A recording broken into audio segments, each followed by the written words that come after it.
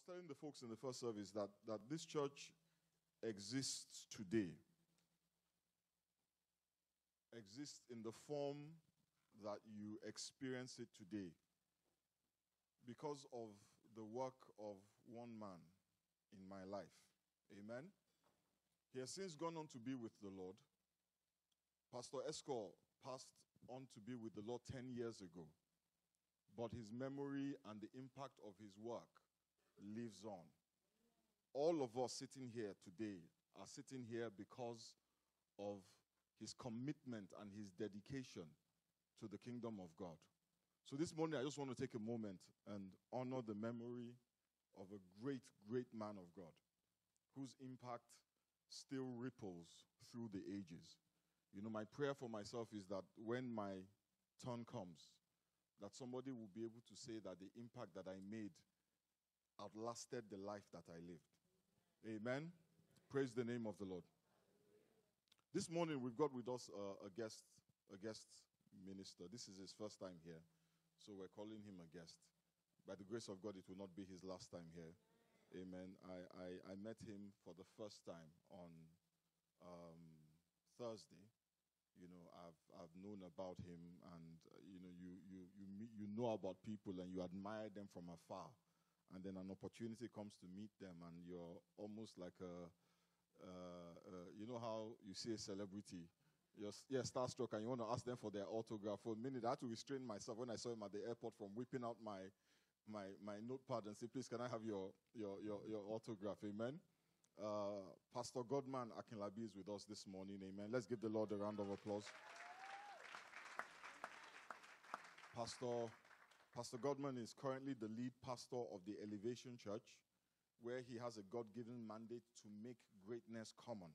And all the people who have been in his church, who have been under his ministry, will tell you that that is the truth of that ministry. He's passionate about the role of the church in the positive transformation of Nigeria.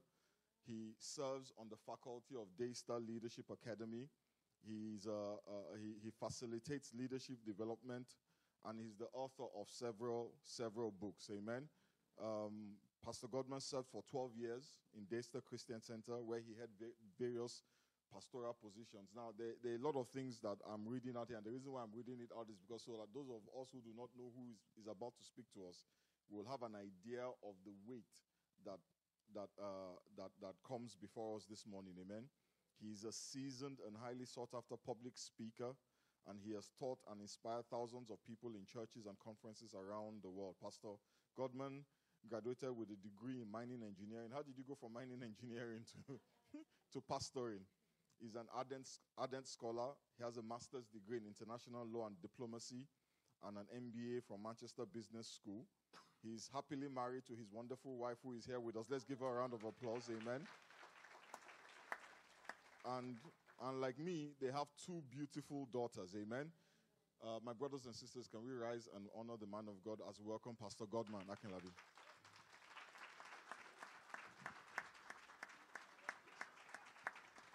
If you're clapping, do it very well for Jesus. Let's celebrate his presence here this morning. That's all that we need. Come on, somebody, do it very well for Jesus this morning. Do it very well for the King of Kings and the Lord of Lords, the one to whom we have gathered this morning, the one who kept us alive, the one who made today a good day, and there's nothing the devil can do about it. Come on, somebody, let's do it a little more this morning. Jesus is here. Jesus is here. Hallelujah. Lift your right hand with me, if you will. And let's just say a prayer together as I just dive right into the Word of God. Father, we thank you for your presence here. This is your house. This is Jesus' house. We thank you because you are here. We thank you for your son and your daughter, whom you have made the head of this house. We appreciate you for the great things you're doing in their lives and in this congregation. We acknowledge your presence. Without you, we can do nothing, but we can do all things through your strength. We know that your strength is here.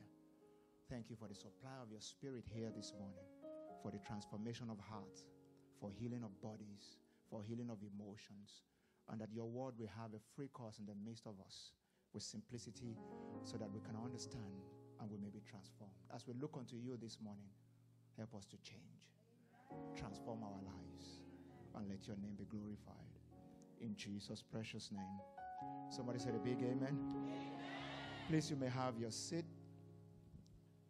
It's a great privilege to be here this morning to bring us God's word and to be a blessing. I don't take it for granted. This is a great house, and I'm sure I'm standing in the presence of great people. And it's always a great privilege to be a blessing anytime the opportunity shows up. Like PF said, we met just on Thursday, but the truth is also that I've heard a lot about him before now. And I'm meeting Pastor AK for the first time, this morning. Such a lovely couple. In fact, I wish I can just take your picture. The way with the white on blue. I just wish I can take that. They look like models. Praise God. And I'm here this morning with my wife, Bolarewa. Please help me appreciate her. I tell people that the day God created my wife, I think was a public holiday in heaven. Because it was, God took some time. Yeah, it took some time. There was no rushing that day. Yeah, praise God. Okay, we're going to get into the Word of God. I bring you great greetings from the city of Lagos, where God lives. Yeah, that's the headquarters of God. Yeah, you understand what I'm saying? Yeah. If you're disputing it, then don't come for Holy Ghost. We're closer to everything. And the Elevation Church, a great church that I have the opportunity to pastor, and great people that God is raising there. This morning, I want to speak on the subject I've titled. It's a prayer point. So it's not just a title; it's a prayer point. And I wish and I pray that somebody will leave this service this morning and make this a priority prayer point for your life. And I've titled it, Give Me Capacity for My Opportunities. Will you look to heaven just a bit? Just look up a bit and say, give me capacity for my opportunities. Somebody say it again. Say, give me capacity for my opportunities. If you will, from media, can you put up the picture? I just want to show off my girls, if you don't mind. Can you put that up for me? Yeah. Yeah. I'm blessed amongst women. Yeah. So my men were family of 4, as you can see, and the only man in the house. So I get to enjoy all the love. This morning we took some time to talk to the girls, and they were just blowing kisses from everywhere. Boys don't do that. I want somebody who doesn't have a girl to be jealous right now. Praise God. And also, if you put up the slide on the books, I have a few books that God has empowered me to write. I think there's only one that's available on Amazon in the U.S., which was published by Westbar Publishing here in the U.S. So, 7 Commandments of Foolishness you can buy on Amazon. I don't have any of them with me, but maybe from our own website too, you can order. Don't Waste Your Pain and Possible, Moving from Fear to Faith. Great books which were written under great inspiration. And I also speak a bit to relationship and sexual purity and all that. So I've written 2 books. Sexuality Get a Grip, one for couples and another one for singles. If you ever get to lay your hands on those books, I want you to read them prayerfully because they have the power of transformation. Praise God. Join me in your Bibles in the book of Hebrews chapter 5. I'm going to read from verse 12. Hebrews chapter 5. I'm going to read from verse 12. Yeah, thank God I have 30 minutes. All right. So Jesus is Lord.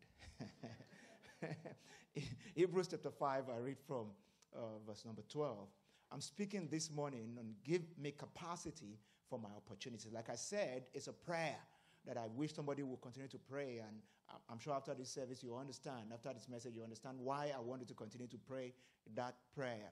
Give me capacity for my opportunities. Hebrews chapter 5, I'll read from verse 12. It says, for though by the time you ought to be teachers, you need someone to teach you again the first principles of the oracles of God. And you have come to need milk and not solid food. For everyone who partakes only of milk is unskilled. Somebody say unskilled. Said it's unskilled in the word of righteousness, for he is a babe. But solid food belongs to those who are of full age, that is, those who by reason of use have their senses exercised to discern both good and evil. So there are certain words that should jump at you reading this passage of the scripture. One is babe. Another one is unskilled. Another one is exercise. Those words are very important to our discussion this morning. As we discuss about capacity and we discuss about opportunities, I'm going to draw the parallel between capacity and opportunities. I'm going to speak a bit to opportunities and how the character of opportunities and why you should take opportunities very seriously. I asked Pastor some of the things he has been emphasizing, and he told me about the fact that he's been emphasizing on faith and the fact that we need to build faith for God, who is able to do immeasurably more. Ephesians chapter 3 and verse 20, God is able to do immeasurably more than we ever ask or think. And for you to tap into that immeasurably more part of God, you need to walk by faith. But there's something that faith, that actually defines how your faith is working. And that's your ability to build capacity. Because it's not about what God is able to do. He's able to do immeasurably more. Yeah, he's able to do immeasurably more. So when it comes to God, it's not about him. What I get is not about God. God is too big to be measured by my issues. Amen. I don't know if you understand what I'm saying. You can't rate God by what you're going through. Yeah, people have gone through, greater things, and, people have trusted him for more things, and he came true for them. So you can't judge him by what has happened and what has not happened. If you choose to judge God by what has not happened in your life, you're stepping God down. Yeah, you're stepping God down. You're bringing him too low. So you need to focus on what is important, which is you. Because I am the one that determines how far I want to go with God. And what I want to do with God. Is somebody still with me this morning? Is somebody still with me this morning? So it's extremely important that I understand that God has everything in place. And my own responsibility is just to key into it. Yeah. So faith doesn't give me control over God. It gives God control over me. Because some people think if I have a lot of faith, then I can literally control God. I can tell him to just give me that house. And God will just give me that house. That's some people's concept of faith and understanding of faith.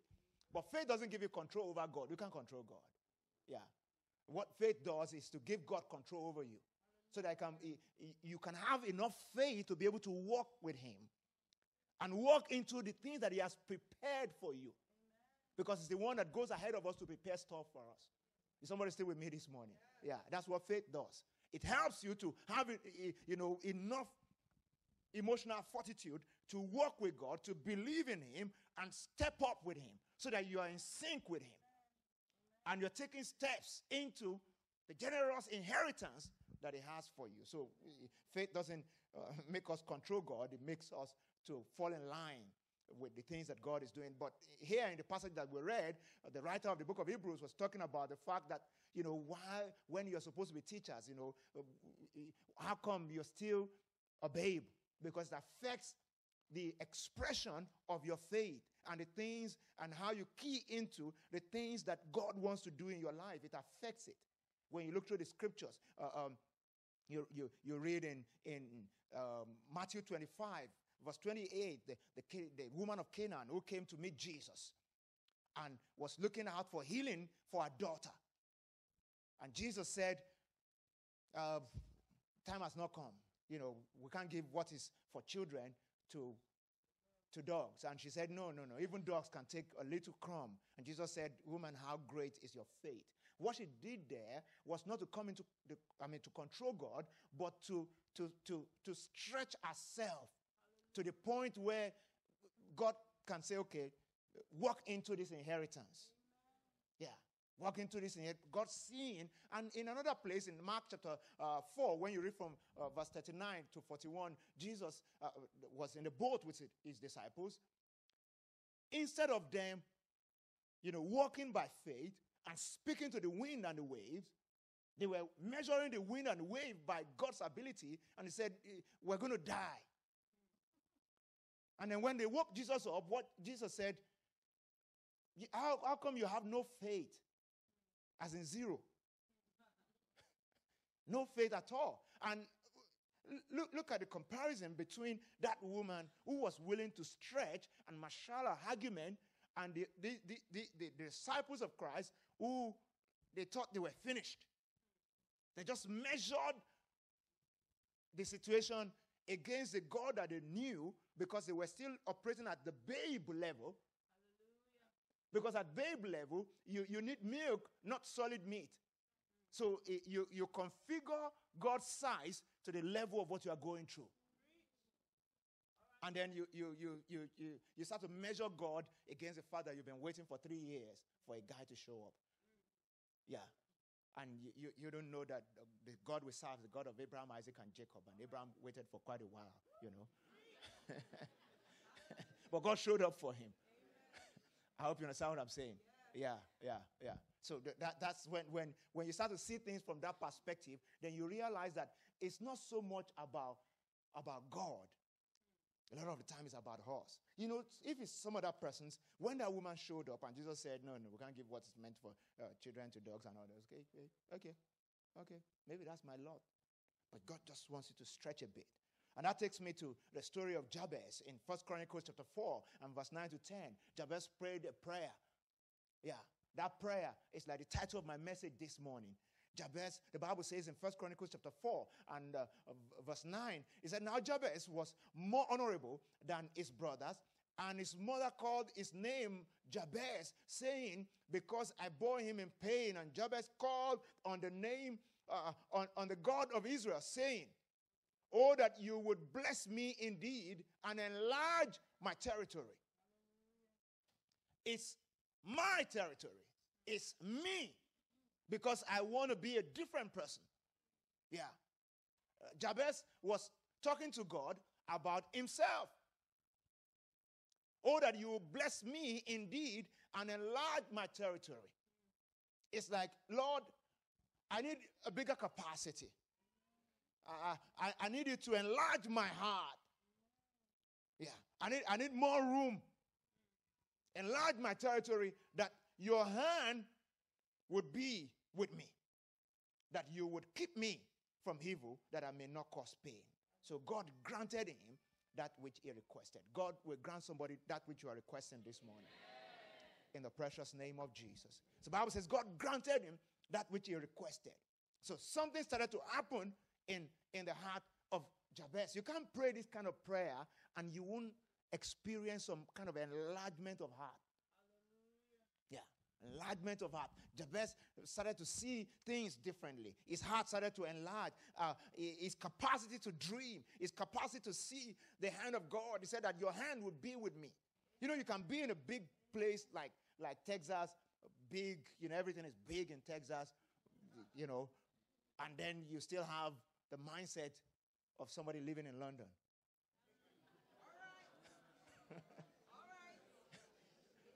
I don't know if you're getting what I'm saying. Where everything is small. Yeah. Cars are very small. House small. Road very narrow. Yeah. And you won't fit in. Yeah, because a small mind cannot fit into a place of room. And if God has placed you in this state, you're in a good place. Because you're in a place of room. There's enough room for the expression of your destiny.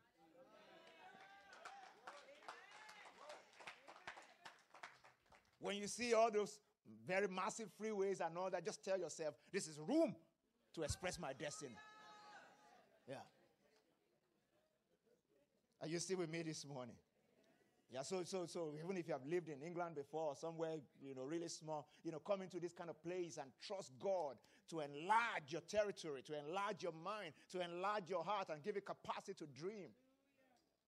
Are you still with me this morning?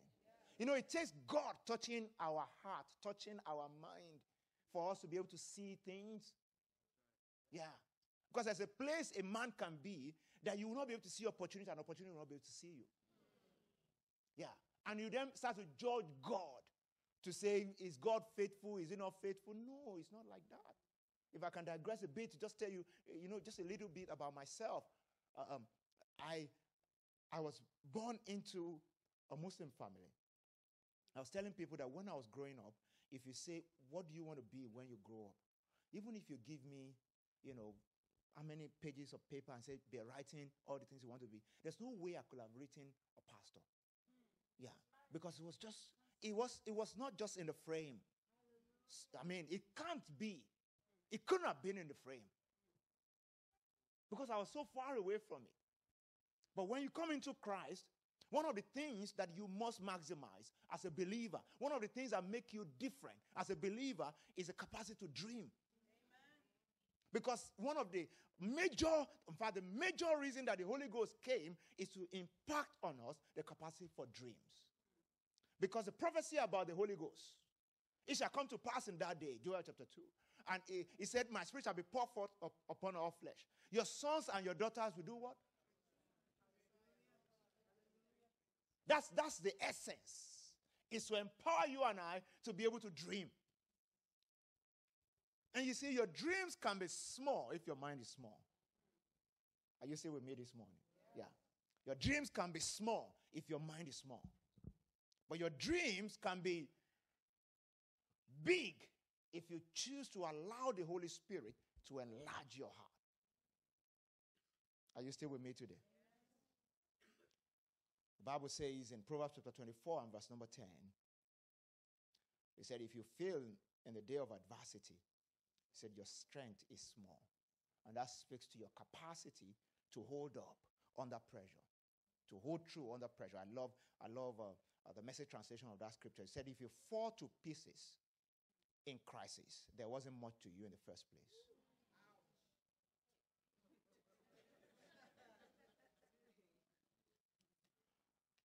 Let me show you another one, another translation.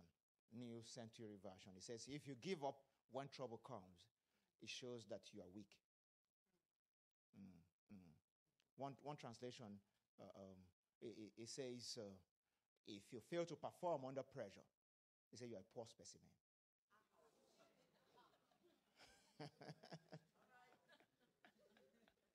So if you fail to perform under pressure, you are a poor specimen. Look at your neighbor and tell your neighbor, I'm not a poor specimen.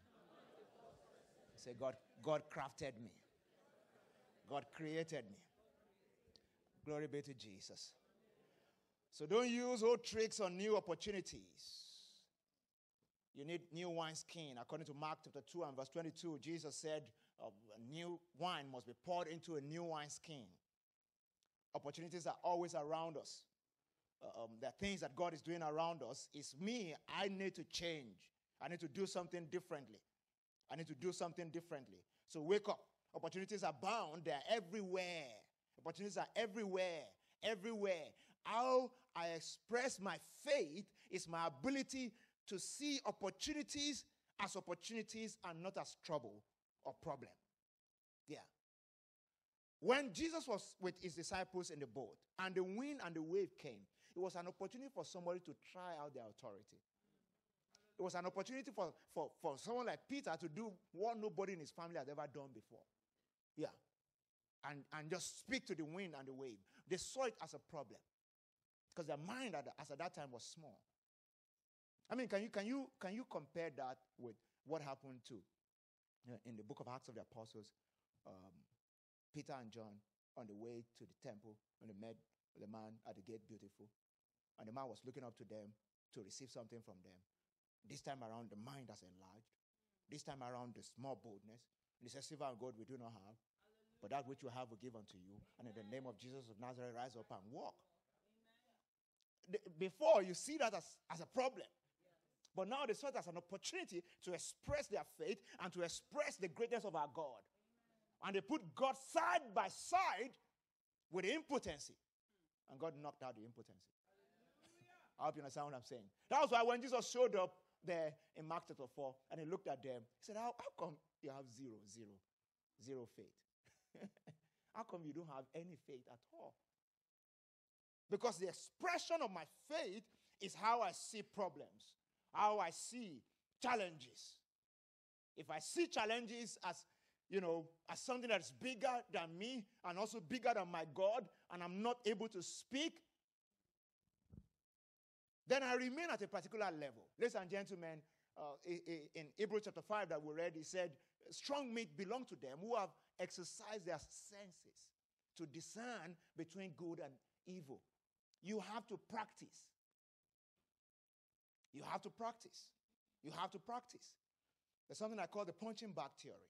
In 1 Samuel chapter 17, we see David actually talking about how he had practiced with small challenges.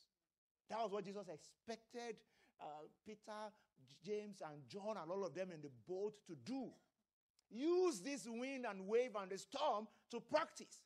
Because bigger stuff are going to come at you. Yeah, so just use this to practice. Their inability to practice with it, Jesus looked at them and said, you have zero faith. Maybe somebody's looking at me this morning and you'll be crying about certain stuff around your life. God is throwing those things at you just for you to use them for practice. Yeah.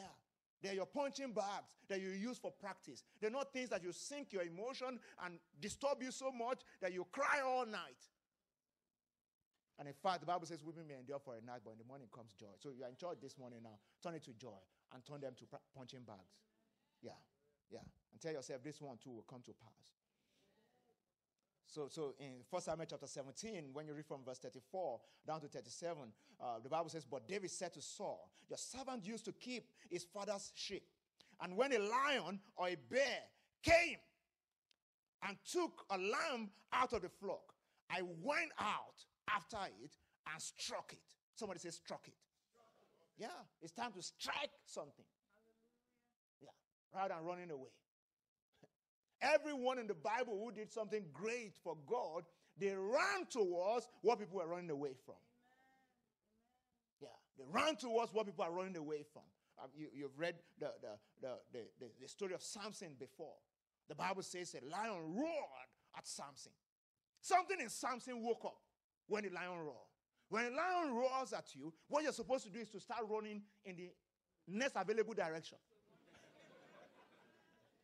I hope you understand what I'm saying. Yeah. And if there's no direction, then you jump. Yeah. But instead of Samson running or jumping or whatever, looking for something to scale, no. He went in the direction of the lion. There's a way the roaring of the lion. There's a way, a letter, a phone call, a mockery, a post on Instagram should wake something up in your spirit. Somebody say with me this morning. Rather than sinking your emotion, wake something up in your spirit. I speak by the Spirit to someone here this morning, trusting God for the fruit of the womb. The next time you see a post on Instagram of somebody's baby, let it wake something up in your spirit. Amen. That the God who did this can do mine. Amen. Don't go into the washroom and start to cry. Yeah. Don't go into the washroom and start to cry. I don't know who I'm speaking to this morning, but I speak to you by the Spirit. The Bible says, sing, O barren. He has not carried a child. He says, sing. He said, many are the children of the desolate. And I speak to you this morning. That's countdown to your miracle. Well, I don't know who you are, but God knows you. It's countdown to your miracle. So if you're the one, I want you to start to meditate on Isaiah 54 from verse 1 to 4. Just read that scripture. Meditate on it. Isaiah 54. Read from verse 1 to 4. Just meditate on it. There's a promise, a whole promise of God there. That when you meditate on it, it should knock some fear out of your heart. Knock some anxiety out of your heart. And then you become more resolute on the fact that God is coming through for you. Say amen, somebody. Amen. Glory be to Jesus. So in 1 Samuel chapter 17 here, so the Bible says, and David said to Saul, your servant used to keep his father's sheep. And when a lion or a bear came and took a lamb out of the flock, I went out after it and struck it and delivered the lamb out of his mouth. And when it arose against me, I caught it by the beard and struck it and killed it.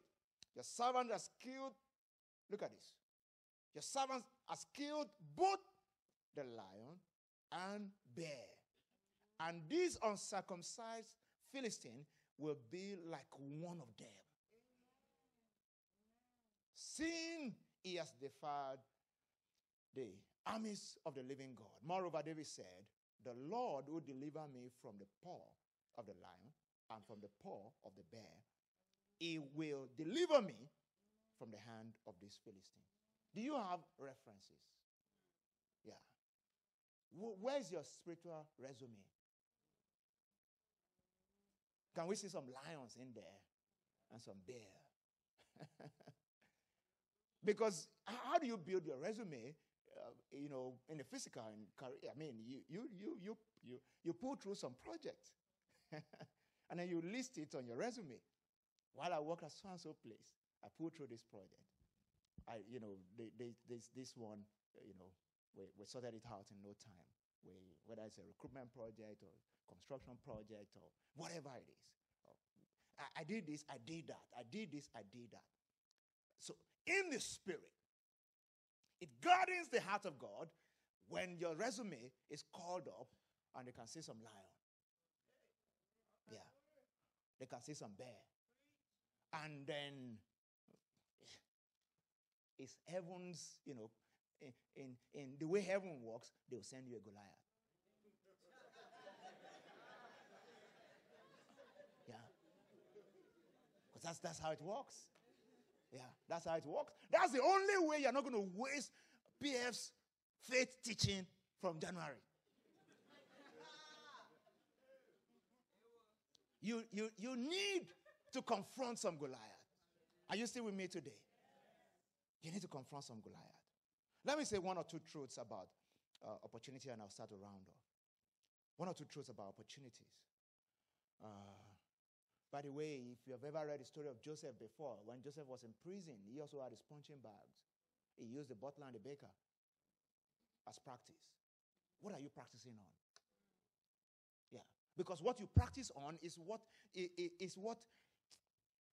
don't know how to put it. What you practice on is what helps your how do I put it? It's what builds capacity for you. Yeah. It's what you practice on that builds capacity for you. That's what helps you to step up to new levels in the things of the spirit. That's what you practice on. If you're not practicing on anything, you can't build your muscle. And for such people, you'll be wondering, why is my faith failing? Because if you're not willing to practice on anything, then you just see that you're not developing your faith muscle. So the bridge between knowledge and skill is practice. You come to church, you gain knowledge. You want to turn it, you want to become skillful in the word of righteousness, you have to practice. And the bridge between skill and mastery is time. I don't know if you're still following me this morning. Yeah. Between knowledge and skill, you have to practice. When Joseph got the understanding that God has given him the gift of interpretation of dreams, when he was walking through the prison and he saw some guys were not, feeling too good about themselves, he said, "Oh, why are you people sad?" Yeah, he had good emotions, positive emotions. Why are you people saying, last night we had this dream? Yeah. Where else should you have bad dreams, if not the prison? No, sincerely. So Joseph was supposed to say, you know what, guys, keep dreaming. I mean, it can't be, we are all here to dream bad dreams anyway. It's a bad dream to even be here in the first instance. Yeah. But he had compassion on them, which is what unlocks your gift. Yeah. And then he used them for practice. And just stepping out to use them for practice took him to a whole new level. Yeah, took him to a whole new level. It took him to a whole new level. What are you doing with what God has given you? And are you practicing with it? So, God works in such a way that He just throws opportunities at us. One thing I want you to know, a few things about opportunities, that there are no people without opportunities. We only have people who cannot recognize and seize opportunities. Yeah. There are no people without opportunities. So you can be here in Texas and be thinking, oh, maybe there are no opportunities here. Or maybe no opportunities in Dallas. Let me go to Houston. Or no, okay, maybe Atlanta is bigger than here. Let me go to Atlanta. You're just wasting time. Yeah. There are no people without opportunities. We only have people who cannot recognize opportunities. Yeah.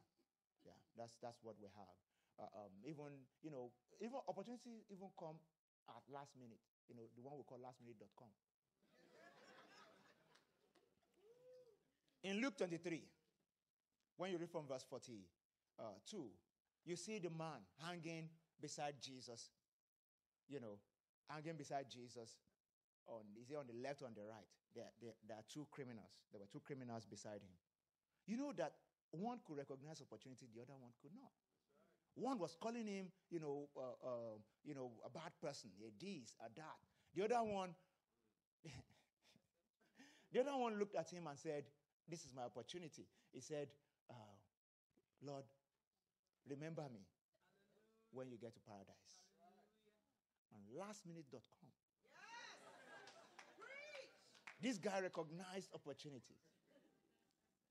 And Jesus said, today you will be with me in paradise. Today. He said, today you'll be with me in paradise. Is somebody listening to me this morning? Say, give me capacity for my opportunities. Or somebody say it again. Say, give me capacities for my opportunities. So there are no people without opportunities. We only have people who cannot recognize opportunities. Secondly, opportunities don't come just once. They keep coming. Life itself is a bundle of opportunities. Yeah. If you're still alive, there are many more opportunities staring you, staring at you. Yeah, many more opportunities. I don't even know who I'm speaking to this morning. Maybe you've squandered your opportunities. Yeah, maybe you've squandered your opportunity. Somebody may have wasted a great marital opportunity. God gave you a marriage and you messed it up, and you're wondering who will marry somebody like me. Now that you're maybe becoming more serious as a believer, you knew all the places where you messed up. Yeah. Somebody may be listening to me this morning. You've wasted career opportunities. Yeah, career opportunities. A friend of mine here in this state was telling me about how, we're just gisting. He has a big company, and I was asking him, so do you have any Nigerian working for you? He said, I've only had one, and I fired him. And I was like, why? Because I was like, if God is blessing you here, hey, bro, create opportunities for guys, He said, was telling us yesterday, he said, a guy comes to work and we're watching movies during work time. No. That's a bad habit, I know. But this is what I'm saying. If you're like that guy, maybe you have squandered opportunities. I don't want you to close your mind. What you need to do is to learn your lessons. God is always creating new opportunities. Always creating new opportunities. Always creating new opportunities. Yeah. Always creating new opportunities. When I was in college, I was dating a lady, and I actually thought, as a young pastor, you must date only one lady, so you keep your credibility. Guide the relationship very well. It must not break. So I did everything. The first year after we left college, I was, in Nigeria we have the youth service program that all graduates must do. I was doing my youth program in Delta State. She was somewhere else. And, the relationship became a bit strained. Later I realized that the parents said, over their dead body, that she can't marry me. It broke my heart. Because I thought, why? They said, because my parents were Muslims. So I said, I'm a Christian. In fact, at that time, I was already an ordained pastor. But they said, no, it's not about you. It's about where you're coming from. How can you judge me with my background? I mean, it broke my heart more when I knew the reason. Because I felt like, I'm not my father. Yeah. I'm a new creature in Christ Jesus. I practically was quoting scriptures.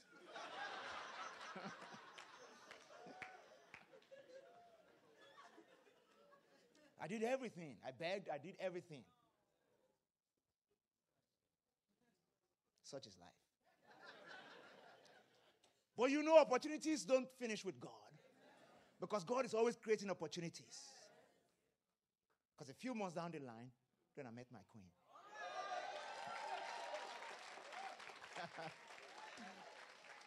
And I'm so grateful to God, the opportunities don't stop. They always keep coming. Keep coming. Been married now about 14 years. And it's been sweeter and sweeter and sweeter. Yeah. I won't trade anything, for marrying this woman. Old things have passed away. Now the scripture has changed.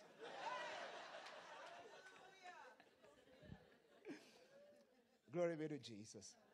Tell your neighbor there are more opportunities for me than the ones behind me. Say there are more opportunities ahead of me than the ones behind me. Come on, say somebody again. Say there are more opportunities ahead of me than the ones behind me. It's important for somebody to note here this morning that the best of God is never in the past, it's always in the future. Yeah. The Bible says the path of the just is like shining light. It shines brighter and brighter. So the best of God is never in your past, it's always in your future. Yeah. It's always in your future. It's always in your future.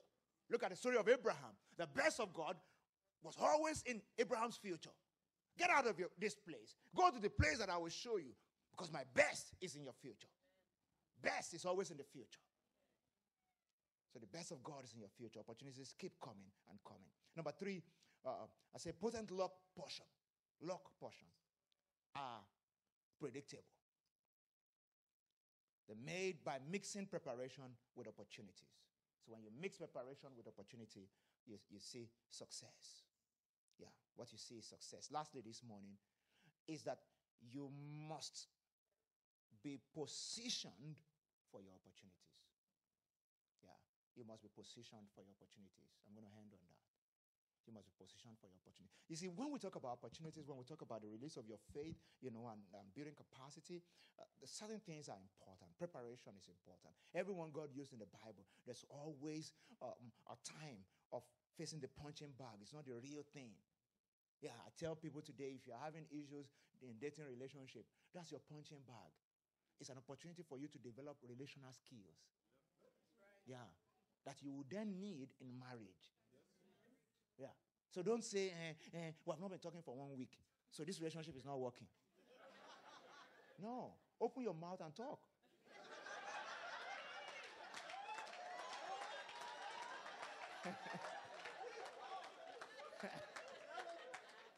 Are you still with me today? Yeah.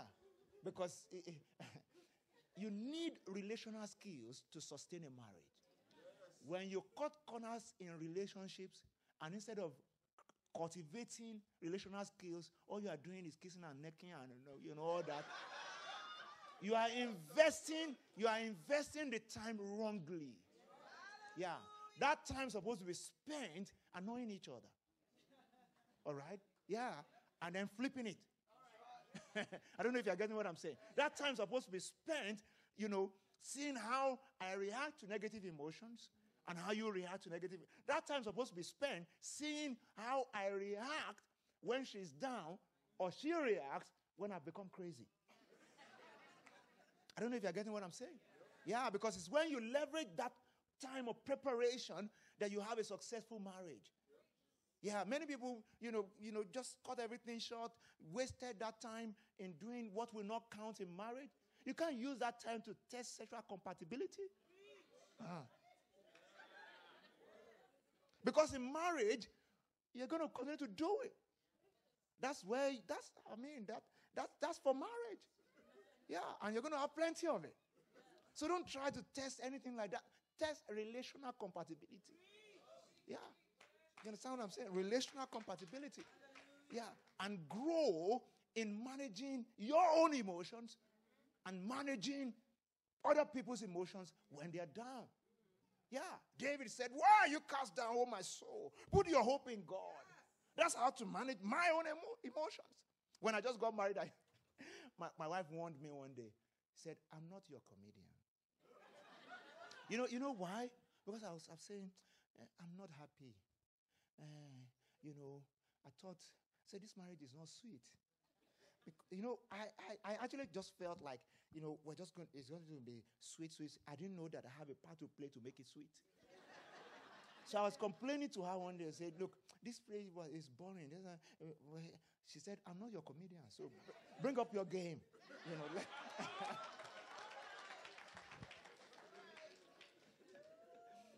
All right, lastly, I need to close. You must be positioned for your opportunities. Yeah. You must be positioned for your opportunities. So search for positioning, it's a search, a look around for position where you will be, a positioning. Okay, let me put it in a different. A positioning is an organized system for finding a window in the mind of the prospect. That's what they do in marketing. You position to find as an organized system of finding a window in the mind of the prospect. So certain things will only occur at the right time, at the right place, and under the right circumstances. That's positioning. Now, I need you to understand one thing. The Bible says the race is not to the swift, the battle is not to the strong, and all that, but say time and chance happen to them all. Yeah. God is in charge of opportunities. All he wants from me is for me to be at the right place at the right time. There's a place a man can be that opportunities will not be able to see you, and you will not be able to see opportunities. But there's another place a man can be that opportunities will see you and see your opportunities. So lastly this morning, Zacchaeus in Luke chapter 19, when you read from verse 1 to 5, the Bible said that Zacchaeus heard about Jesus coming around his city. He saw that he had a disadvantage in height. He was brief.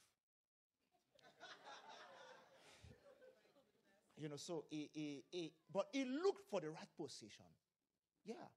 So don't give any excuse about your size, your height, or anything. Zacchaeus looked for a sycamore tree. Have you read that before in Luke 19? And he ran ahead. He ran ahead in soccer. They said a good soccer player is the one that will go to where the ball is going. Not where the ball is right now. Where is the ball going in your industry? Yeah. Where is the ball going in your career path? Sometimes a positioning may be a certification. That's the only positioning you need for your next level. Some other times a positioning can be a special skill that nobody's asking you about now. But you've gone ahead and you know what is ahead. Sometimes the only way to know the right positioning is to ask yourself to study the CV of your boss. You know, when you study the CV of your boss, you will know what training, how they are positioned. And then it's just simple common sense, do by the help of the Holy Ghost. For you to just speak from there and say, if I can put this in, put that in. You know, sometimes you're doing stuff and your boss is asking you, so why are you taking that training? Nothing to it. I just feel to be good to have, and that's it.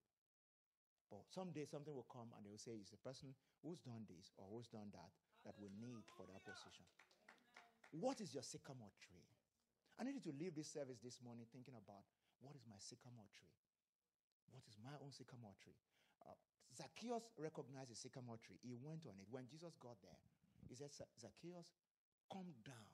He said, today I will be in your house. So he was in a place where opportunities can see him, and he could also see opportunities. I want you to rise on your feet. Rise on your feet. We're going to say one or two prayers, and I'm going to take my seat. My time is completely gone. I'm going to take my seat. I want you to, first and foremost, pray that personal prayer. And then I'm going to pray for some people here. Pray that personal prayer. Lord, give me capacity for my opportunities. Help me to locate what my sycamore tree, the metaphoric sycamore tree is for the next level, so that my faith will not fail, so that my faith will gain expression. I don't know who you are here this morning, but God knows you, and He knows what He has prepared for you. He knows what He has prepared for you. Will you lift your two hands to Jesus today and say in your heart, Lord, give me capacity for my opportunities. Help me not to run away from issues, from problems. Give me capacity for my opportunity in marriage. Give me capacity for my opportunity in my career. Give me capacity for my opportunities, the opportunities coming my way in business. We've said this morning that there are more opportunities in your future than the ones in your past. All you need is just capacity. Capacity. Will you speak to God this morning? Lord, position me. Help me to position rightly. Open my eyes to see my own sycamore tree. Open my eyes to see my sycamore tree, whatever the tree may be. For Zacchaeus, he had gone around that tree. Maybe even while growing up there, he was climbing that same tree. But at that auspicious moment, God opened his eyes to know that this is your positioning. This is the thing that will elevate you, the thing that will give you the vantage positioning that you need. And he didn't commonize it. Maybe there's something you have been commonizing that you need to wake up to. It may be a skill. It may be an ability. Maybe to sing or to write or to draw or to do something. And it's been your hobby. But God wants you to know today that that may be what He wants to use to launch you to your next phase. And your eyes must be open. You must believe. That's the real essence of faith. As the Holy Spirit quickens your heart, you must believe. Will you pray this morning? Holy Spirit, quicken my heart to see anything that I may have commonized around my life that you want to use. Anything at all that you want to use so that I can leverage. That's the word. That I can leverage on it. I can leverage on it. Glory be to Jesus. Father, we thank you. Father, we thank you.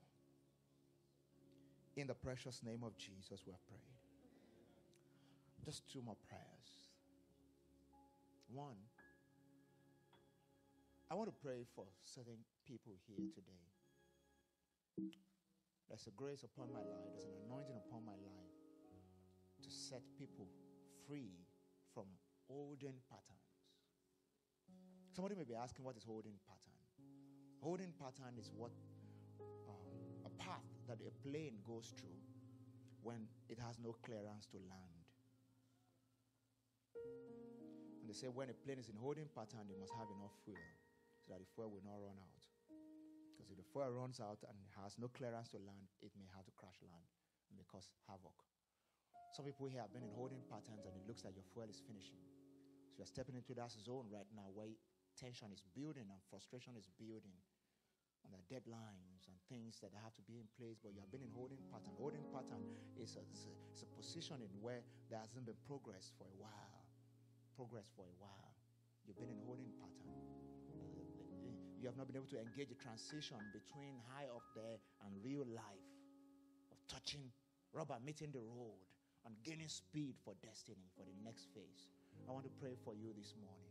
I want to pray for you this morning. My heart is going after anyone here who has been in holding pattern. I want to pray for you this morning. Maybe the last 12 months, the last 18 months, you can't really say there's any remarkable or any kind of progress. Yeah. I trust God this morning to give you a kick and a push. Somebody here this morning is getting that clearance. Like planes get from the control tower. You're getting that clearance to land. It's time to land into a new job, land into a new opportunity, land into a new relationship, land into something new. Glory be to Jesus. I want to say that prayer we made this morning. All that I ask is that you lift your two hands to Jesus like somebody's about to carry you. Just lift your two hands because Jesus is going to carry you this morning. Jesus is going to carry you this morning. The rubber will meet the road. Lord, in the name of Jesus, you reveal to redeem. And according to the grace that you have given me, I stand against every kind of holding pattern. Whatever may be responsible for it. If it's a demonic interference, I break the hold of that spirit. If it is ignorance, I decree this morning that the hold of ignorance is broken. I command a release of grace over your sons and daughters. I decree this morning that pattern is destroyed in the name of Jesus. I receive clearance in the spirit for the rubber to meet the road. Somebody's landing into destiny today. Landing on a different path today. The rubber is meeting the road in your life. My God opens your eyes to see opportunities. My God opens your eyes to see things to leverage on. Who I sense in my spirit, there's someone here. The issue is that some things are looking too big for you. You are not attempting. That's what I hear in my spirit. You're not attempting to do certain things. Yeah. And God says, I just want you to show up by attempting. And then I back you up. I back you up. Yeah. So if there's a man to show up, he said, I will back him up. Yeah. So nothing should be too big for you. Lord, in the name of Jesus, I pray for that person. I receive for that person the heart of a lion that does not turn away from anything. In the name of the Lord Jesus. The same way you've given me the heart of a lion in situations that were beyond me. I pray for someone here this morning, the heart of a lion. The grace to confront something that is big for him or her, but that's not too big for you, our God. We thank you, Jesus. We thank you, Jesus. Someone give him a wave offering all over this place. Wave your hands to him and just bless him. Wave your hands to him and bless him. Thank you, Jesus. Thank you, Jesus. And one last prayer here this morning. If you close your eyes with me or just bow down your heads. I want to pray for anyone here today who may be saying, Pastor, I need to walk closely with God. I'm too far from God. One thing that separates us from God is sin. Whether you've said a prayer to be born again before or you've never said it before, if you know that you're completely out of fellowship with God, if Jesus comes right now, you're not sure he will say, well done, good and faithful servant. And you want to submit your life to him. Or maybe you just want to rededicate your life to him, knowing that you're broken fellowship with him and you're completely disconnected from God. I want to pray for you this morning. If you have never said a prayer before, I think you say the prayer with me this morning. And if you've said a prayer before, but you know you are far in a different direction from God, I also want to pray for you. Can I see your hand up? If you fall into any of those two categories, can I just see your hand up? You just want to come back to Jesus. Or you're saying, I've never accepted Christ as my Lord and Savior, and I want to do it. I want to do it here this morning. I want to do it here.